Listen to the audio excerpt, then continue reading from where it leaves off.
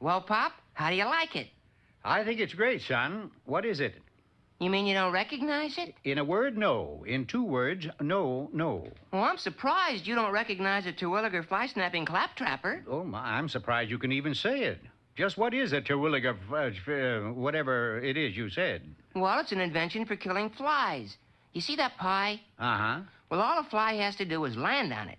See, that's when you pull this lever. That starts a chain reaction, and eventually the boxing glove clobbers the fly on the pie. Hey, there's one now. Watch closely, Pop. Of course, it needs a little work. Junior, how many times have I told you anything that's worth doing is worth doing well? Which doesn't remind me of a fable, but I'll tell you one anyway. This is the story of the cat and 15 mice. Once there were 15 mice who lived in an old shoe. Not only did they live in the old shoe, but they ate there, worked there, and even voted there. The reason for this was that the immediate neighborhood was the winter playground of a particularly tough tomcat. Like all tomcats, or Harry and Dick cats for that matter, he was on an eternal prowl for mice. And sooner or later, he would get around to investigating the old shoe. All right, you guys heard what Aesop just said. One of these days, that cat is gonna walk in here and... Don't say it. You know I got a weak stomach. All mice has got weak stomachs. It's part of our heritage. But we ain't got weak heads, except for Mo here. Now, I propose we move. To Disneyland. That's no good. Cousin Mickey's got that spot sewed up. Where else can we go? Hey, how about the old lighthouse? The decision was unanimous, and that afternoon, the 15 mice looked their new house over. Well, men, this is it. Home. Say, this is the cat's pop. The first thing they did, being fastidious mice, was to sweep the lighthouse from top to bottom. However, this took them so long that they were only halfway through when daylight waned. You hear what Aesop just said? He said the daylight's waned. So, let it wane. Find a lamp and turn it on. The lamp Mo turned on was a bright one. Must be one of those 60-watt bulbs. Although the light benefited the mice, it did just the opposite for the cat, who was desperately attempting to catnap on shore. You can't even get 40 winks around here without some joker leaving his flashlight burning. I'll give him what for I will. Must have rained last night. Like most cats in my fables, this one also had an overabundance of cunning. You're darn right I have.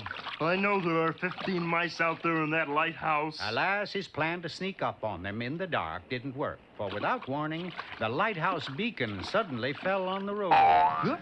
They'll spot me for sure. Oh, well, it don't matter. Grabbing a battle axe, he stepped onto the beam and marched upward toward his target. Meanwhile, inside the target, the mice had decided to call it a day. Turn the lamp off, Mo. The following day, the 15 mice picked up where they left off, and so did the cat. There's more than one way for a cat to skin a mouse. Look, Manny, a shipwrecked sailor. That ain't no shipwreck sailor. Florence Chadwick? That is a shipwrecked cat. Give him a hand. Atta way to go, cat baby! Atta way to do it! Not that kind of a hand. Throw him a rope. It was a rope, all right, with an anvil attached.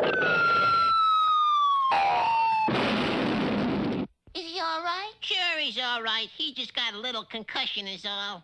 Hey, where am I? You are at the lighthouse. That was all the cat had to hear. Overjoyed at the prospect of a 15-course dinner, he took off in hot pursuit. But those mice were fast, and they knew the interior of the lighthouse like the back of their paws. For 1 solid hour, that cat chased in vain.